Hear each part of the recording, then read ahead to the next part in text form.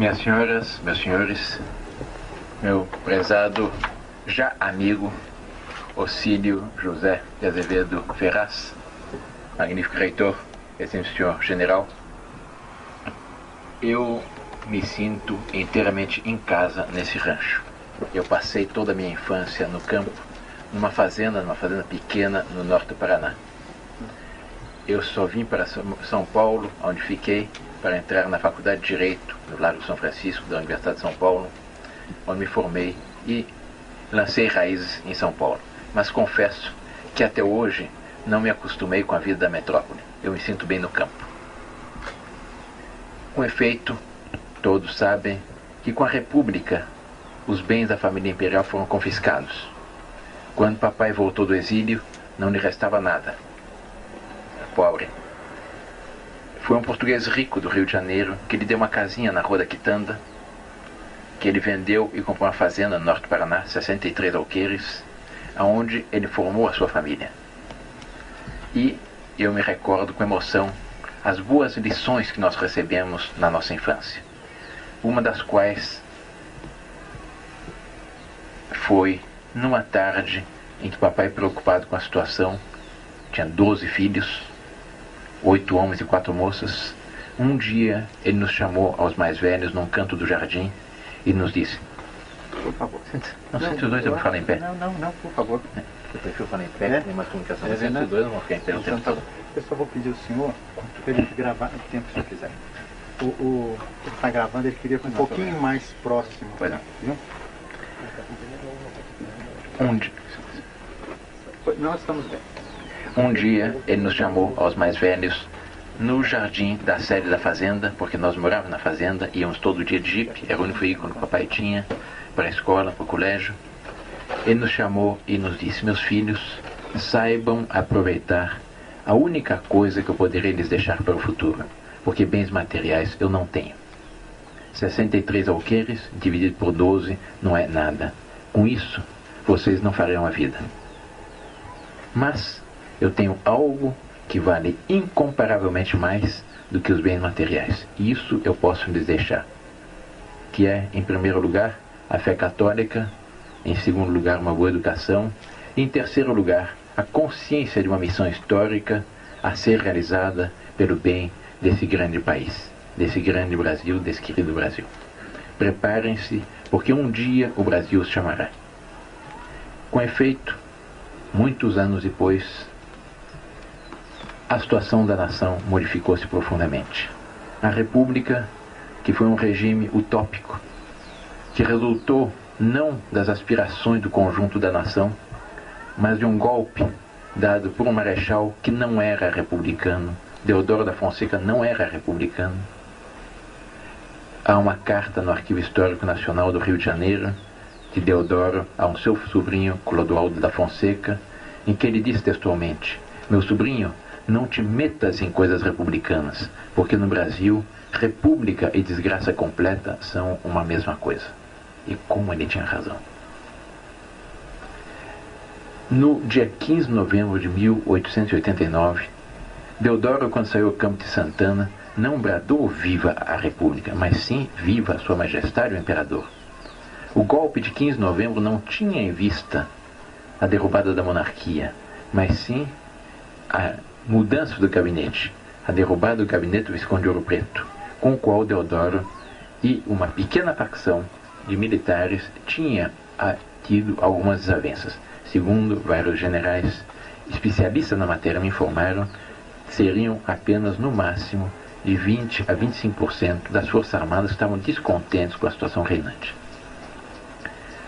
Uma vez dado o golpe de 15 de novembro, um pequeno grupo de conspiradores, Benjamin Constant, Quintino Bocaiúva, Aristides Lobo, Rui Barbosa e outros,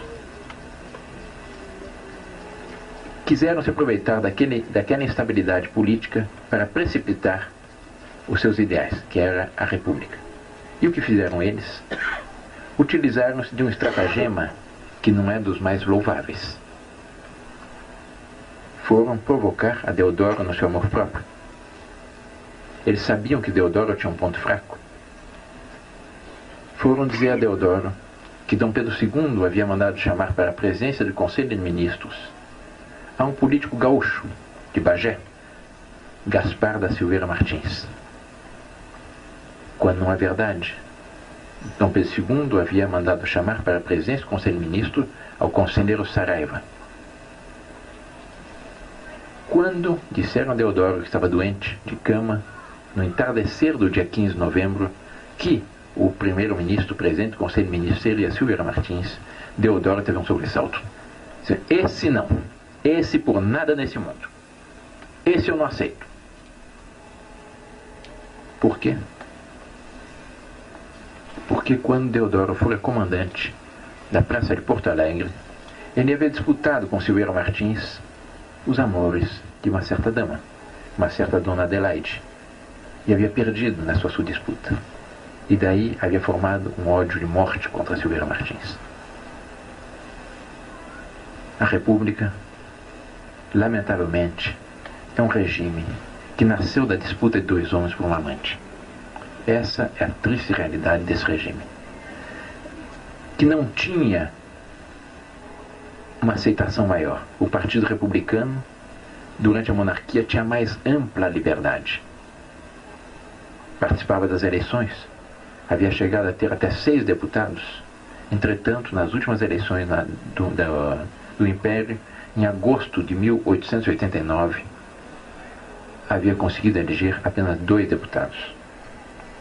Não havia uma aspiração da nação pela República.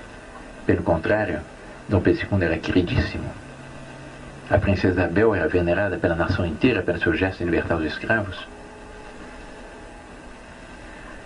De tal forma era forte o prestígio de Dom Pedro II, a influência dele, que logo depois de assinado o decreto de proclamação da República, redigido por Rui Barbosa,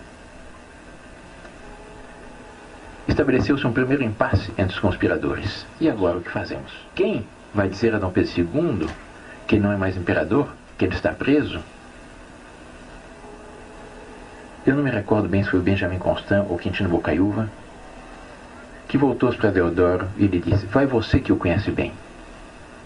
Com efeito, Deodoro era muito amigo de Dom Pedro II.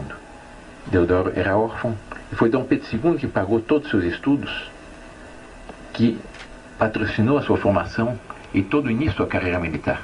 E Deodoro tinha uma dívida de gratidão com relação a Dom Pedro II. Deodoro, quando lhe foi dito isso, respondeu: eu não. Porque se eu for, o velho chora, e eu choro também, e aí está tudo perdido. Incumbiram o Major Solon de ir comunicar a Dom Pedro II que ele estava preso, que ele estava destituído e preso, e que ele deveria seguir para o exílio. De fato, logo depois da proclamação da República, tinha havido uma outra discussão entre eles. O que fazemos com Dom Pedro II? Houve quem propusesse que ele fosse executado. Deodoro também disse: não, isso não. Porque de fato Deodoro tinha essa dívida de gratidão com Dom Pedro II. E decidiram que ele seria banido e que seria embarcado na calada da noite, porque, com fundadas razões, os conspiradores temiam que, se a população do Rio de Janeiro visse aquele imperador tão querido, a imperatriz, a princesa Isabel, a Redentora, os netinhos do imperador cruzarem as ruas do Rio de Janeiro presos para serem embarcados para o exílio, eles, com fundadas razões, temiam uma rebelião popular. Embarcaram a Dom Pedro II na calada da noite. E uma vez a bordo, Dom Pedro II recebeu um emissário de Deodoro, que vinha apressadamente com uma mensagem daquele que o havia deposto. Deodoro sabia perfeitamente que Dom Pedro II não havia tido outra preocupação em seu longo reinado. Ele foi 58 anos imperador de direito do Brasil, 48 anos de direito e de fato. Durante esses 48 anos que ele esteve efetivamente na chefia da nação, ele não havia tido outra preocupação a não ser o bem-estar de todos os brasileiros.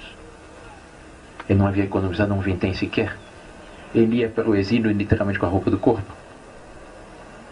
E Deodoro sabia disso. E Deodoro, que havia sido tão beneficiado por Dom Pedro II, teve pena Dom Pedro II enviou um emissário para lhe oferecer a quantia de 5.000 contos de réis para que ele pudesse sustentar-se no exílio. Era uma bela fortuna. Equivaliam a 4,5 toneladas de ouro. Dom Pedro II, ao receber o emissário Deodoro e ao receber esse oferecimento, perguntou ao emissário Deodoro: mas de onde vem esse dinheiro? Lhe foi respondido: do Tesouro Nacional, por ordem de quem? Do Marechal de Campo Deodoro da Fonseca. Isso foi votado pelo parlamento, não apenas uma ordem do Marechal Deodoro da Fonseca. Então eu não posso aceitar, porque nem Deodoro, nem nenhum brasileiro tem o direito em tocar nenhum vintém do Tesouro Nacional sem a aprovação do parlamento. Que exemplo de dignidade, de abnegação nos deu esse grande brasileiro no momento de partir para o exílio. Ele seguiu pobre. Alguns dias depois de desembarcar em Lisboa, faleceu sua esposa, a imperatriz Dona Teresa Cristina. Ele não tinha sequer dinheiro para pagar as exéquias de sua esposa, os funerais de sua esposa. Mais uma vez foi um português rico que teve pena dele e que pagou aos funerais de sua esposa, da nossa imperatriz. E ele mesmo veio a falecer, varado de saudade, cercado de prestígio, num hotel de segunda categoria em Paris, 2 anos depois. Era tal o seu prestígio daquele grande imperador, daquele que é considerado como o maior de todos os brasileiros, daquele que nenhum brasileiro digno desse nome é capaz de ver um quadro, um busto, sem ter um movimento de veneração, de respeito, como se tem diante de um quadro de um bom avô, daquele que não havia trazido do Brasil nada a não ser um punhado de terra brasileira, porque ele queria recostar sua cabeça sobre terra brasileira no momento de entregar sua alma a Deus. Era tal o seu prestígio que o governo francês, republicano, lhe conferiu exéquias de chefe de Estado. 300.000 franceses seguiram ao cortejo fúnebre do nosso imperador. Todo o corpo diplomático, acreditado em Paris, compareceu. Todas as cortes europeias enviaram representantes. Só faltou um embaixador. Não preciso dizer qual. E o governo da República protestou junto ao governo francês. Como conferir a exéquia de chefe de Estado a quem não é nada no Brasil? Essa é a trágica história da República.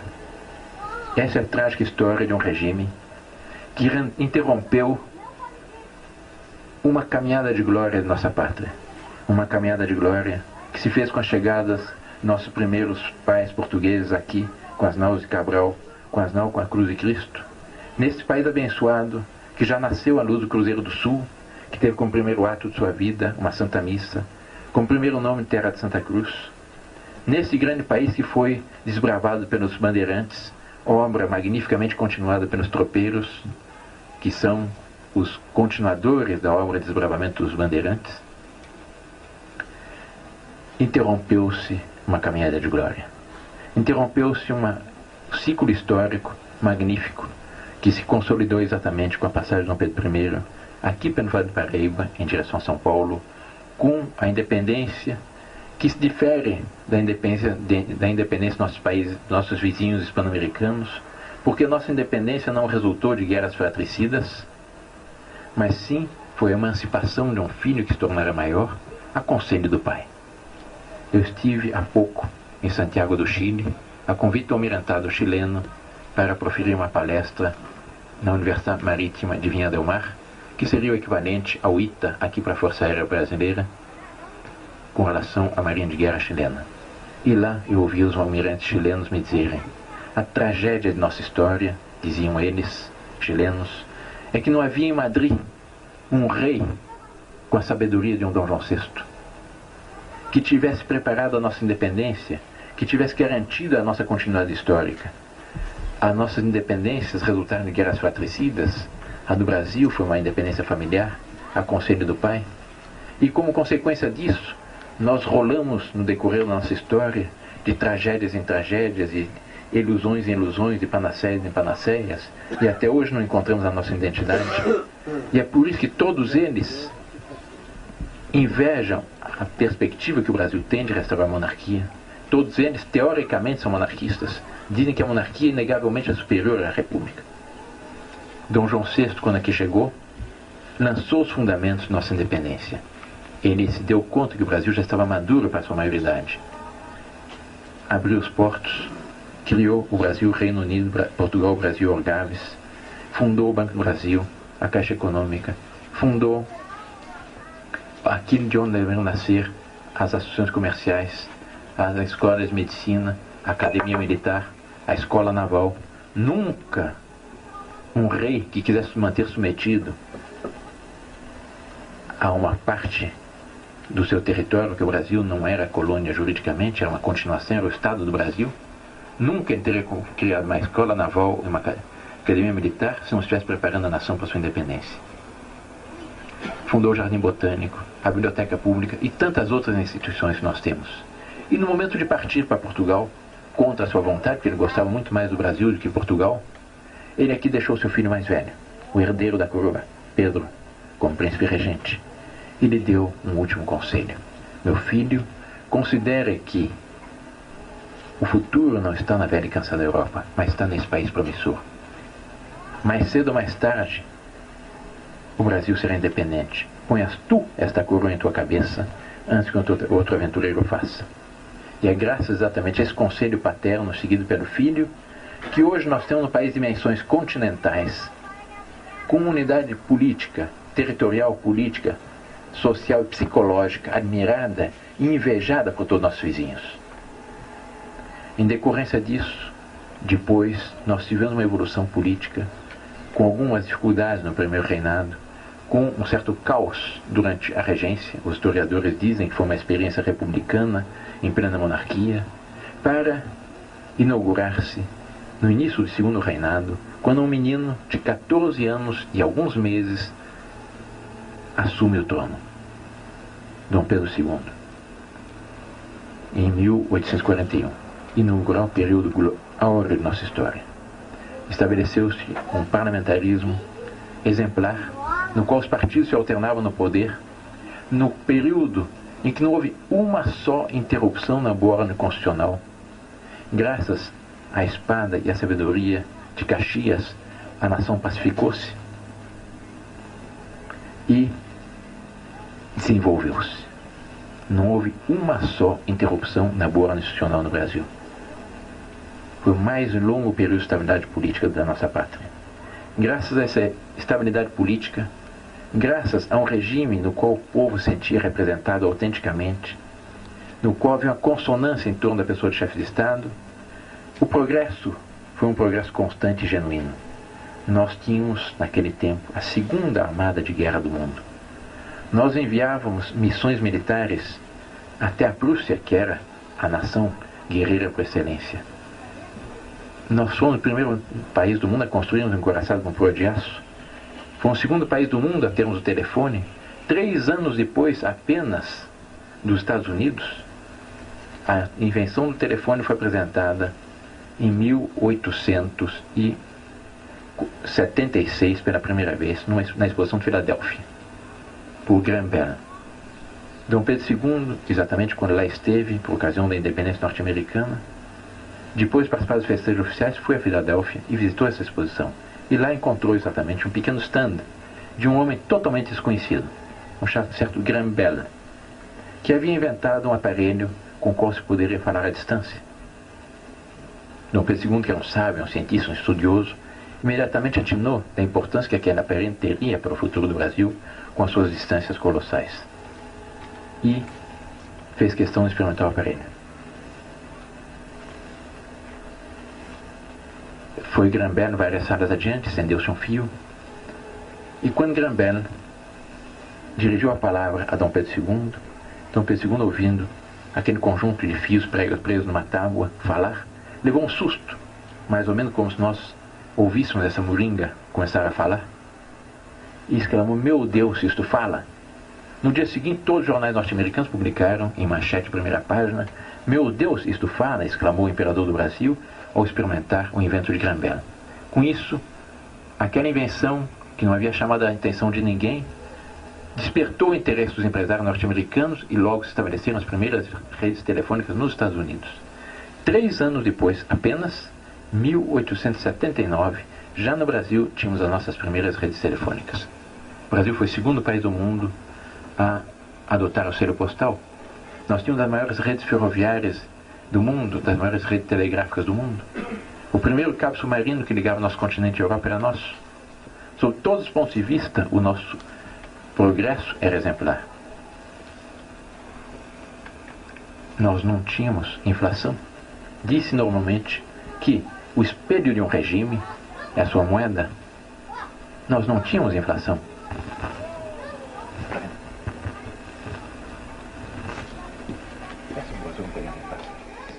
Eu tenho, aqui na minha pasta, eu pedi para me trazerem algumas moedas do Império para lhes mostrar. O padrão nossa moeda foi estabelecido em 1846, com relação à libra esterlina. Nossa moeda valia 27 pence por 1.000 réis. Em 1846, vejam bem. Em 1889, no dia 15 de novembro de 1889, nossa moeda valia 27 pence e 3 quartos. Isto é, a libra esterlina havia caído um pouco. A nossa moeda se manteve perfeitamente estável. A mesma quantidade de ouro, a mesma quantidade de prata nas nossas moedas. Eu tenho aqui exatamente 2 moedas do Império.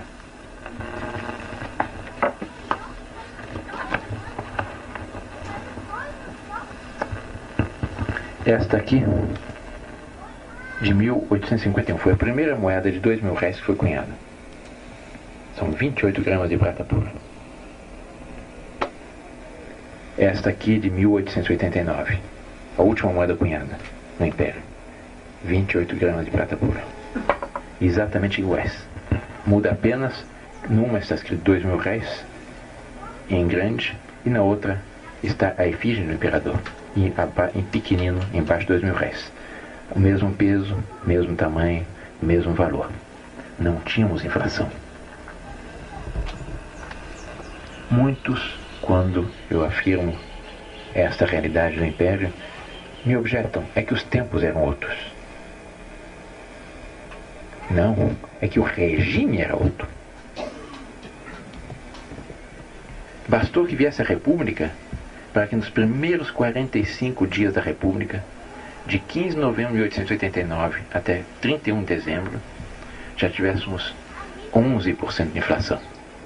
Em 1890, 41% de inflação, em 1891, 50% de inflação, e depois ninguém mais segurou a nossa moeda. Hoje nós estamos com inflação de 20, 25, 28, com o risco de chegarmos a 30% por mês. Para terem ideia do que foi a nossa inflação, para fazer um balanço do que foi a República, imaginem, as senhoras e os senhores, um eventual brasileiro que tivesse a quantia fabulosa de 50 bilhões de moedas dessas. Essa moeda vale mais que $1. Portanto, mais de 50 bilhões de dólares daquele tempo. O dólar estava cotado em 1.800 réis, aqui são 2.000 réis. O dólar deve ter se valorizado de lá para cá, com a queda do padrão ouro, em cerca de 10 a 15 vezes. Digamos, para arredondar, sendo benévolo com a nossa moeda, algo na linha, uma quantia fabulosa que valeria hoje o equivalente a cerca de mais de 500 bilhões de dólares, cerca de 5 vezes a nossa dívida externa. Imaginem, as senhoras e os senhores, que esse nosso hipotético brasileiro tivesse ido a um banco no dia 14 de novembro de 1889 e depositar toda a sua fortuna. Ficasse na sua conta corrente, escriturado, fulano de tal tem 100 bilhões de mil réis, 100 milhões de contos. Tivesse tido um sono, também hipotético, evidentemente, de 103 anos. Tivesse despertado hoje, dia 17 de outubro de 1992. E fosse ao banco retirar sua fortuna. Hoje não, porque é sábado. Fosse na segunda-feira. Até segunda-feira eu ficaria sonhando com tudo que queria fazer com o seu dinheiro. Ele chegaria na segunda-feira, dia 19 de outubro, no banco, pediria para ver sua conta corrente, estariam lá, intactos seus 100 bilhões de mil-réis, 100 milhões de contos, e pediria para retirar o seu dinheiro. O que ele receberia? Exatamente, precisamente essa moedinha aqui.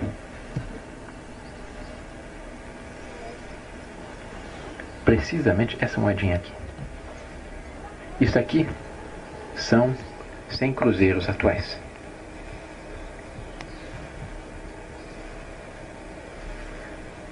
Façam a conversão. 100 cruzeiros atuais, o que equivaliam a 100 cruzados novos. A 100 mil cruzados do início do plano cruzado do presidente Sarney. A 100 milhões de cruzeiros novos do presidente Castelo Branco. A 100 bilhões de cruzeiros do Getúlio Vargas. 100 bilhões de mil-réis, 50 bilhões de 2 mil-réis. Este aqui é o balanço da República. 5 vezes a nossa dívida externa, reduzido a essa moedinha aqui. Essa moedinha aqui que me deram numa farmácia há 2 dias atrás, que aí eu fiz a conversão e cheguei à conclusão desse dado estarrecedor do que foi a desvalorização da nossa moeda provocada pela República. Nós tínhamos na monarquia não só uma moeda estável, progresso, mas nós tínhamos também uma distribuição de riquezas, de renda muito mais justa. Eu tenho aqui também, para lhes mostrar, um outro documento ilustrativo disso. Um documento da República, que está na Revista das Finanças Públicas, Ministério da Fazenda, que traz um quadro comparativo da economia no Império e na República. E traz a escala salarial na monarquia. O menor salário naquele tempo era de 25 mil-réis, um trabalhador manual sem nenhuma especialidade. 25 mil-réis, em valores atuais, é muito fácil fazer a conversão. Uma moeda de 10 mil-réis tinha 9 gramas de ouro puro. 25 mil-réis são 2 moedas e meia. 2,5 vezes 9 dá 22,5. 22 gramas e meio de ouro por mês, o menor salário. Ah, não, você que fez as contas. Hoje daria 1.852.000 cruzeiros. 1.852.000 cruzeiros, um trabalhador manual sem nenhuma especialidade. Logo a seguir, vinha o salário de um servente pedreiro, de carpinteiro e marceneiro. 45 mil-réis, 40 gramas de ouro por mês. Servente pedreiro. 3.335.000. Depois disso, de um escriturário, depois uma professora primária. 67 mil-réis. Eram 60 gramas de ouro por mês. Daria hoje 4.965.000 cruzeiros. Depois, um professor secundário, eram 83 mil-réis. Eram 75 gramas de ouro. E hoje daria 6.151.000. Um professor universitário, senhor reitor, 167 mil-réis, 150 gramas de ouro por mês. 12.377.000. Mais ou menos que ganham seus professores aqui, né?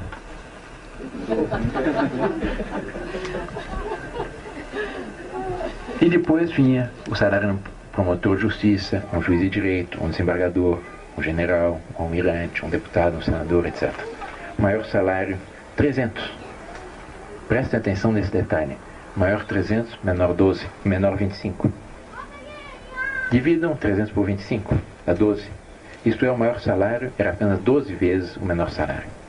Comparem com a situação atual, em que o salário mínimo é aviltante e há certos marajás, certos funcionários públicos que chegam a receber até 300, 400, 500 salários mínimos. Esse foi o balanço da República, esse é o fruto da República. A monarquia havia garantido não só tudo isso, mas também um prestígio colossal no Brasil, no Concerto das Nações. O Brasil tinha um grande prestígio. Quando havia uma questão internacional em países pan-americanos, países europeus, era o Brasil o árbitro. Numa questão que quase levou aos Estados Unidos à guerra com a Grã-Bretanha, a questão do Alabama, quem foi o juiz? Foi Dom Pedro II. O Brasil gozava de um prestígio enorme no Concerto das Nações. Era tal o seu prestígio que, quando caiu a monarquia, o presidente da República da Venezuela exclamou: caiu a única democracia autêntica da América Latina. E quando caiu, e quando o nosso embaixador da Neo-República brasileira foi comunicar ao presidente da República do Equador que havia sido proclamada a República, no Brasil, que o Brasil finalmente havia adotado uma forma de governo livre, que o povo podia escolher o seu chefe de Estado, o presidente da República do Equador, que sabia o que era uma república, lhe respondeu: Senhor embaixador, Vossa Excelência julga por certo que eu vou felicitá-lo. Entretanto, permita-me uma franqueza. Franqueza que me obriga à nossa triste experiência republicana. Foi a maior asneira da sua história. Porque, com efeito, numa república, o povo não escolhe nada. Numa eleição presidencial, não é o povo que escolhe o seu chefe de Estado. O povo se limita a optar entre 2 ou 3 alternativas que os grupos de poder que dominam os partidos lhe apresentam. E muitas vezes essa opção entre o mal maior e o mal menor é o que nós vimos nas últimas eleições presidenciais, para dar nesse fiasco total do caçador Marajás, nesse desastre absoluto. Nunca houve tanta corrupção, nunca houve tantos Marajás. Uma eleição presidencial lança a nação num verdadeiro clima de guerra civil psicológico. Depois de uma eleição presidencial em que os candidatos se difamam, se insultam, se degladiam, se espancam de todas as formas, é rara uma eleição em que não haja 1, 2 ou muitas mortes. A nação desperta chagada. Mal essas chagas começam a cicatrizar, já começa a disputa pela sucessão. Depois de cada eleição, uma parte está contente, uma parte está aliviada, uma parte está frustrada e outra parte está indignada. Não há um consenso. Psiquiatras norte-americanos, vejam bem, norte-americanos, daquela que é apresentada como a democracia ideal, que na realidade não é democracia, é plutocracia, é oligarquia, têm feito estudos muito interessantes a respeito de um problema que eles são forçados a constatar, que são as consequências sobre o equilíbrio psíquico do conjunto da nação das sucessivas eleições presidenciais. E eles chegaram à conclusão de que as sucessivas eleições presidenciais trazem um fator de desequilíbrio no equilíbrio psíquico do conjunto da nação, da opinião pública daquela nação, dos habitantes daquela nação, semelhantes aos traumas que traz sobre os filhos numa família, quando os pais, o pai e a mãe, se degradiam, se insultam, se dizem todas as verdades na cara e se arrancam os cabelos. As grandes vítimas são os filhos. Numa eleição presidencial, exatamente os candidatos se insultam, se degradiam, lavam toda a roupa suja que tem mutuamente, e com isso, aquele respeito que deveria haver com relação ao chefe de Estado se perde completamente. É um fator de desequilíbrio profundo para as nações. Daí exatamente o caos total das repúblicas. E a grande diferença com as monarquias. Nas monarquias existe um consenso em torno do chefe de Estado, como existe um consenso em torno do pai e da mãe, numa família bem consciente. Nas repúblicas, os presidentes da república precisam estar continuamente comprando o seu apoio. Eles não têm um apoio espontâneo e entusiástico da população. A prova disso é esse loteamento de ministérios que foi feito agora. É a distribuição de cargos do primeiro, segundo, terceiro escalão, exatamente para comprar o apoio do governo. Ele não tem esse apoio espontâneo, livre, como existe nas monarquias. Nas monarquias, pelo contrário, é um consenso. Houve uma pesquisa de opinião feita recentemente na Dinamarca, que é uma monarquia, que é sumamente ilustrativa dessa realidade. Essa pesquisa de opinião partia de um pressuposto, de uma suposição histórica. Imaginem que tivesse sido proclamada a República na Dinamarca. Que os candidatos fossem o líder do partido majoritário, o líder da oposição, o principal líder sindical, o principal líder empresarial, a principal atriz de televisão, e assim uns 8 ou 10 personagens conhecidos do panorama político e social da Dinamarca. Entre esses nomes havia um, Margrethe Schleswig-Holstein. 98% dos dinamarqueses, ouvidos nas principais cidades da Dinamarca, indicaram que queriam ter como chefe de Estado a Margrethe Schleswig-Holstein, que é a rainha. E existe um consenso. Na Espanha, em torno do rei da Espanha, a mesma coisa. No Japão, idem. Na Inglaterra, na Suécia, na Dinamarca, na Noruega, em todas as nações. Há um consenso. Ele não depende dos grupos de poder. ele tem as possibilidades de ser exatamente esse juiz supremo. Porque as monarquias, ao contrário das repúblicas, as monarquias são orgânicas, são espontâneas, são naturais. As repúblicas são utópicas, são artificiais. As repúblicas nasceram como? Da elucubração cerebrina de alguns cientistas políticos, o primeiro dos quais foi Platão, que muito antes de Cristo imaginou como seria mais conveniente a estruturação política e social de uma nação, não baseando-se na realidade viva, na boa ordem posta por Deus na criação, mas baseando-se em fórmulas matemáticas. Eu não posso reduzir o meu organismo a fórmulas matemáticas, eu mato meu organismo. Com muito mais razão, não posso reduzir uma nação a fórmulas matemáticas. Uma nação todo rico demais para reduzir-se a fórmulas matemáticas. As monarquias não nasceram em consequência de utopias, mas resultaram da evolução natural e orgânica, pela vontade profunda da nação, pelos usos e costumes, como foi tão bem ressaltado aqui pelo Sr. Ocílio José Ferraz, pela vontade profunda, pelos usos e costumes da nação, que foram modelando, que foram plasmando, a partir daquilo que é a célula básica da sociedade, que é a família, que foram plasmando um tipo de governo sobre a nação, que corresponde profundamente ao natural das coisas, que se vê espelhado na família e que tem como principal vantagem criar na nação a consciência que uma nação, antes de mais nada, é uma grande família com um destino em comum a realizar.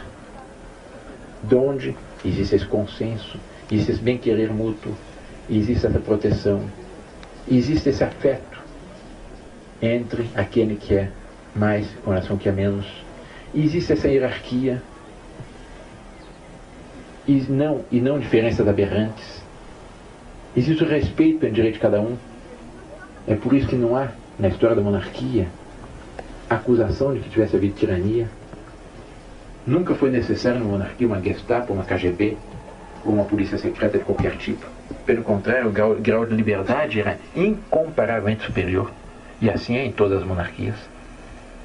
Sob todos os pontos de vista, existe esse consenso, esse bem-querer, e com isso a nação progride extraordinariamente. É por isso exatamente que o Brasil foi esse grande país. O Brasil era uma nação do primeiro mundo na monarquia. E é por isso que hoje ainda, se nós formos lançar um olhar analítico sobre o conjunto das nações existentes, nós encontramos o quê? Das 25 nações mais ricas do planeta, 18 são monarquias e apenas 7 são repúblicas. Das 44 democracias plenas, classificadas de acordo com os critérios das Nações Unidas, 31 são monarquias e apenas 13 são repúblicas. E o resto são regimes instáveis que não foram classificados como democracia entre as 180 e tantas nações do mundo. Por quê? Porque exatamente as monarquias correspondem profundamente ao natural das coisas. Procurem observar um pouco a realidade. Procurem analisar um pouco a boa ordem posta por Deus na criação. E vão encontrar o quê? Naquilo que era mais amplo na criação, mecânica celeste. Há sempre um ponto ordenativo, monárquico. O Sol é o astro-rei, em torno do qual gravitam a Terra, Júpiter, Vênus, Plutão, etc. Procura observar o que é de menor, um átomo. Qual é a estrutura interna de um átomo? É uma democracia? Não. É uma micromonarquia? Existe um núcleo em torno do qual gravitam os elétrons? Se nós passamos por reino animal, a mesma coisa.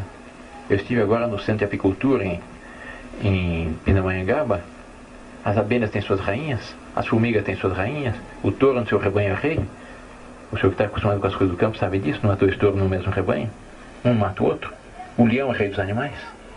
Se nós passamos para a sociedade humana, a família não é eleição para pai, nem para mãe. A família é uma pequena monarquia. A mãe é a rainha do lar, o pai é o rei. E os filhos o que são? São os príncipes herdeiros. É por isso que é tão frequente um pai se dirigir à sua filha e dizer: minha filhinha, vem cá, minha princesinha, vem aqui, me dê um beijo, me dê um abraço. Ou a mãe para o seu filho: meu príncipezinho, faça isso, não faça aquilo. Por quê? Porque são os príncipes herdeiros, são os continuadores daquela estirpe. É o natural das coisas monárquicas. Numa fazenda, o fazendeiro é um pequeno monarca. Ele tem uma parcela da soberania. Ele não tem a soberania plena, mas ele tem uma parcela da soberania. No dia que houver eleição para patrão na fazenda, está estabelecido o caos. Entre os próprios tropeiros, era a mesma coisa.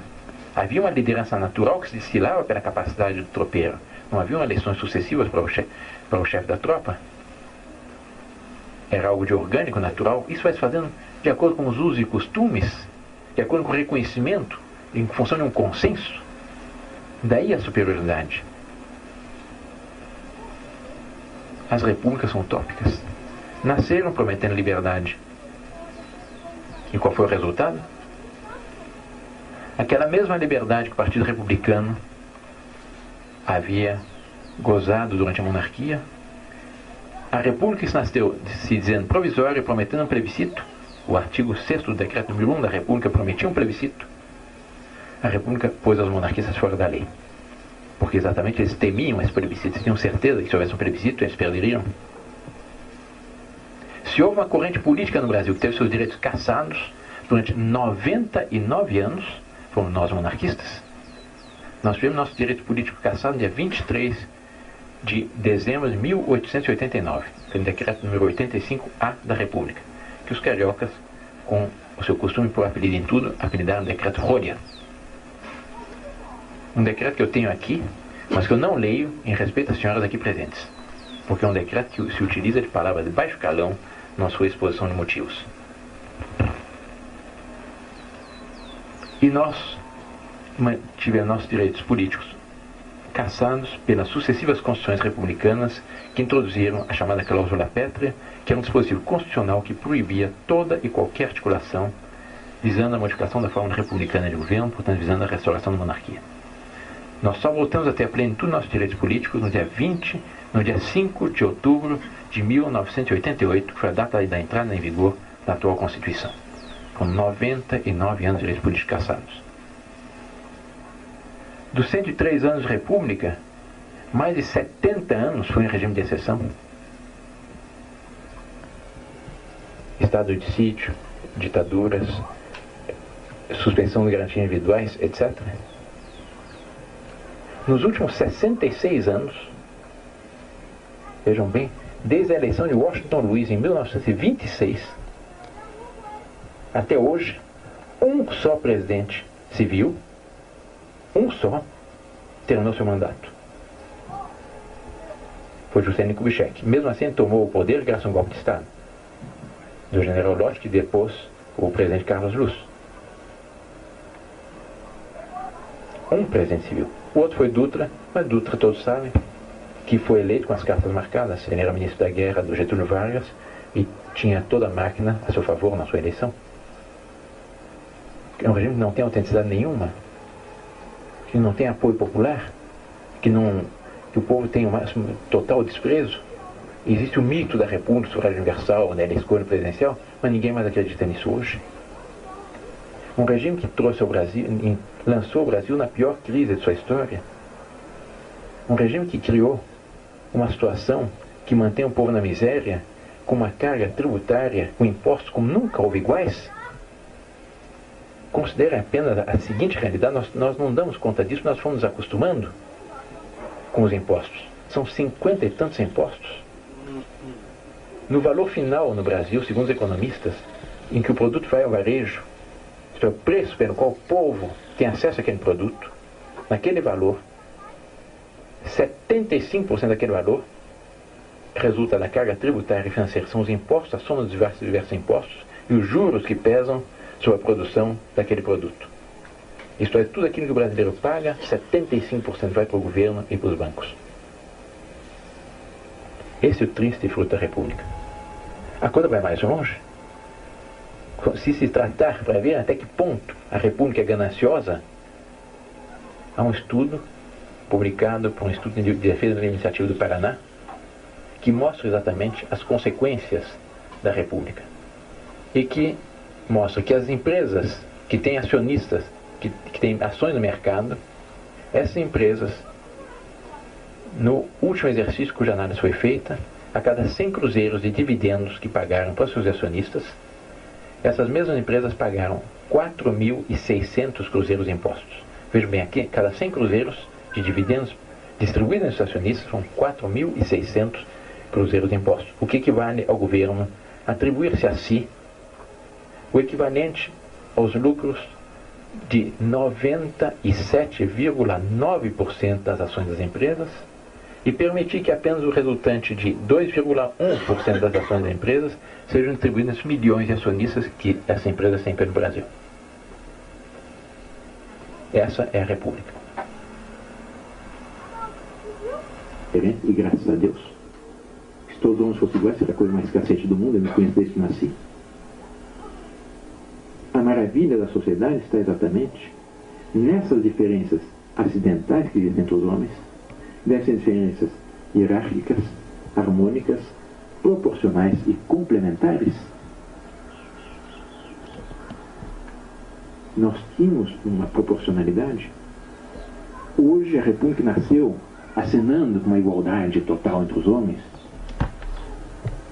o que trouxe elas diferenças aberrantes, insultantes, aviltantes para a nação brasileira, em que uma parte da população está mantida na miséria total e outra parte vive nababescamente. E vejam bem, essa outra parte são sobretudo os que vivem no governo, porque dizem que uma das causas da nossa miséria é a má distribuição de rendas do Brasil. Eu concordo até certo ponto apenas. Eu concordo na medida em que se afirmar que a má distribuição de rendas existe porque um fica com tudo e deixa o resto da nação na miséria total. Um fica com 75% do valor dos produtos, com 97,9% dos resultados das ações com acionistas no mercado, e o resto fica com, e a nação fica com o resto. Daí vem exatamente os problemas do Brasil. Não houvesse essa carga tributária monstruosa, o poder aquisitivo do povo cresceria muito mais, os produtos seriam muito mais baratos.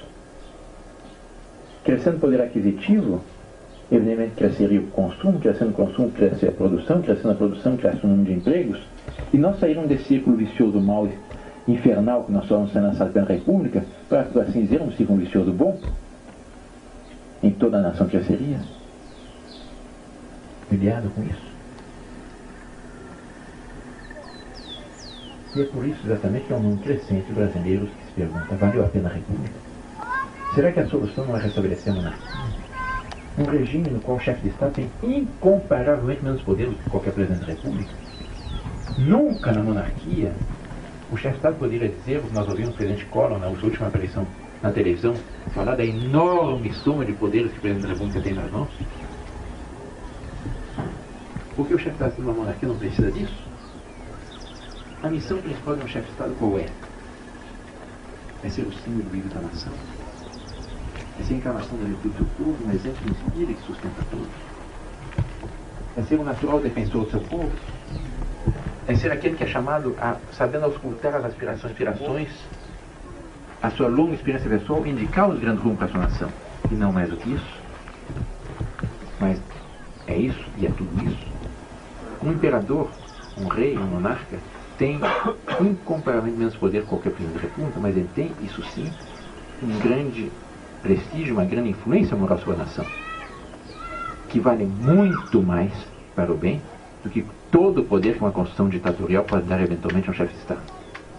Ele pode muito mais com a sua influência moral.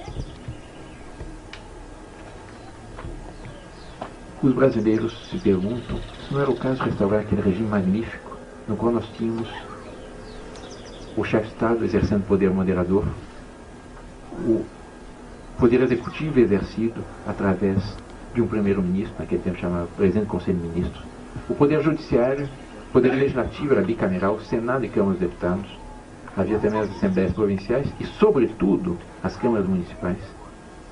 O poder judiciário com a sua autonomia inteiramente assegurada, com a tríplice garantia do juiz, irredutibilidade de seus vencimentos, irremovibilidade e vitalicidade.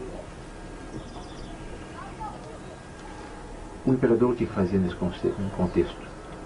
Ele exercia o poder moderador, isto é, ele era o fiel da balança, aquele que mantinha o equilíbrio político da nação, aquele que garantia que as regras do jogo seriam seguidas. Ele tinha um papel semelhante a um maestro numa orquestra. O maestro não toca nenhum instrumento, mas ele rege aquela orquestra. Ele faz com que todos os músicos coordenem os seus instrumentos naquele conjunto, e cada um ter tudo de si, inspira aquele conjunto a dar tudo de si. O poder moderador é exatamente aquele que rege, aquele que orienta, aquele que indica os grandes rumos, que faz com que aquele conjunto chegue ao seu fim. Havia na monarquia também um outro órgão, que hoje teoricamente existe, mas ninguém sabe, mas naquele tempo era prestigiado, um Conselho de Estado. É por isso que até hoje há tantos brasileiros, possivelmente entre os que estão aqui presentes, há algum descendente, algum conselheiro do Império. É um conselho de sábios, de pessoas exponenciadas em vários setores da atividade humana, que eram chamados a assessorar o imperador. E vejam a sabedoria do regime. Esse conselho não tinha uma autoridade própria, e não podia impor as suas decisões, as suas conclusões. Mas, se o imperador tomasse uma decisão sem ouvir previamente o chefe do Conselho de Estado, essa sua decisão era constitucionalmente nula. Ele era obrigado, por Constituição, a ouvir o Conselho de Estado. Era esse o equilíbrio perfeito do sistema brasileiro.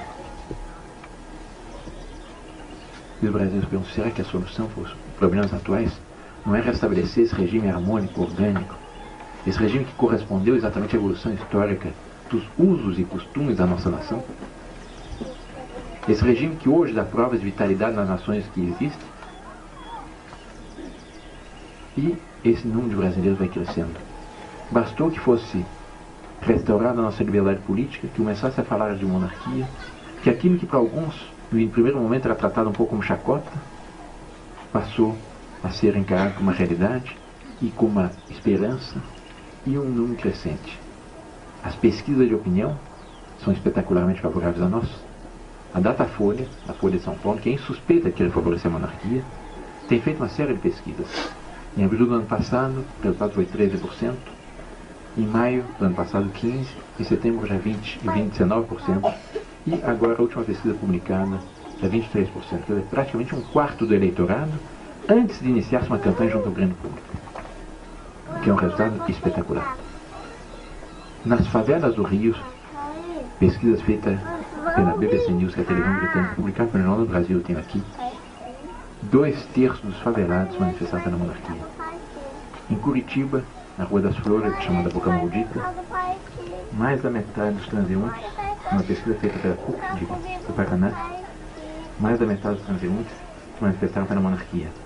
Em Sobral, no Ceará, a mesma coisa, foi feita uma pesquisa pela Universidade do Vale do Acaraú. Mais de 53% da população já se manifestou pela monarquia.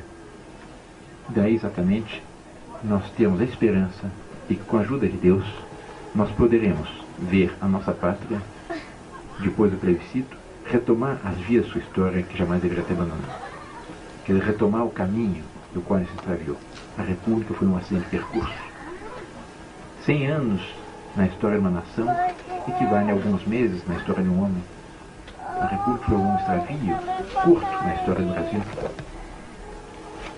E nós temos a esperança de, com isso, poder restaurar o Brasil, fazer com que o Brasil volte a ser uma nação respeitada, fazer com que o Brasil seja realmente aquela grande potência que ele é chamado a ser, que está nos desígnios de Deus que ele venha a ser, e que está no sonho de todos os brasileiros. Porque os brasileiros têm dado uma prova de sabedoria admirável em meio a essa crise. Nunca o povo sofreu tanto com a situação atual. E o que nós encontramos no povo brasileiro? Ambiente de revolta, saqueios, saques de lojas, queimar automóveis nas ruas? Não. Os brasileiros, segundo uma pesquisa publicada pelo Estado de São Paulo alguns dias atrás, estão procurando na sua história uma lição, uma solução para os seus problemas.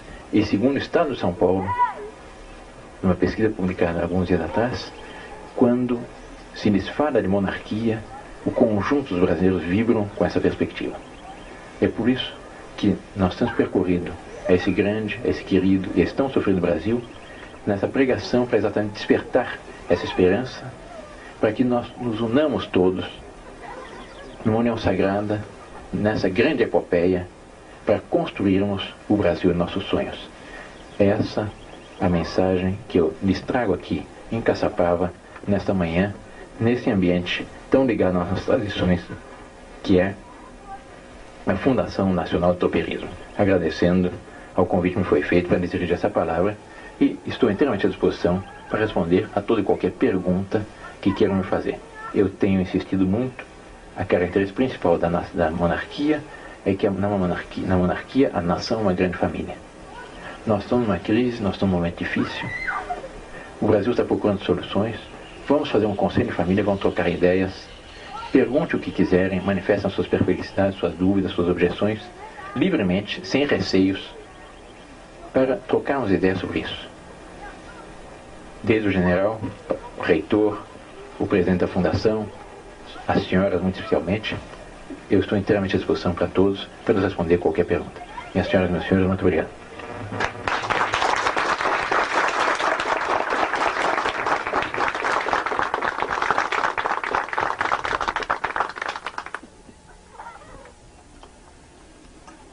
Quem gostaria de fazer alguma pergunta? Pois não. Pois não. Gostaria de saber, em relação à monarquia, qual é basicamente a diferença entre o regime monárquico e o regime parlamentarista? A monarquia, como eu disse, é uma monarquia constitucional e parlamentar. O parlamentarismo só é autêntico com monarquia. Por quê? Vamos primeiro aos fatos. A grande diferença que existe entre parlamentarismo republicano e parlamentarismo monárquico é que, na monarquia, o chefe de Estado tem uma posição suprapartidária. Ele não tem partidos, ele não depende de grupos de interesse. Ele não foi eleito em função de conchavos políticos. E ele pode ser aquele juiz supremo que garante que a vontade livre e espontânea da nação, manifestada por ocasião das eleições, seja respeitada na formação das maiorias parlamentares. Numa república, o presidente da república é eleito numa eleição direta ou indireta por um partido político ou por uma coligação de partidos políticos. Ele, uma vez no poder, inevitavelmente vai tender a favorecer a sua facção política e, portanto, vai falsear as regras do jogo de cima para baixo. Ele será o grande eleitor e não se poderá ouvir, auscultar a vontade real da nação por ocasião das eleições. Portanto, parlamentarismo puro só com monarquia. Isso todos os políticos reconhecem. Eu, há poucos dias atrás, participei de uma reunião no Senado Federal, em Brasília, com um grupo de senadores e deputados, exatamente para discutir do plebiscito, a regulamentação do plebiscito, entre os quais haviam alguns monarquistas e outros republicanos, e mesmo os republicanos, quando se referiam ao parlamentarismo puro, eles se referiam à monarquia. Imagine, por exemplo, um regime parlamentarista no Brasil com, digamos, presidente da República, eleito pelo voto direto, Horácio Quércia, 45 milhões de votos, e primeiro-ministro, Mauro Benevides. Quem vai mandar na nação? Primeiro-ministro ou para o presidente da República? Ele, com 40 milhões de votos, vai impor continuamente a sua vontade.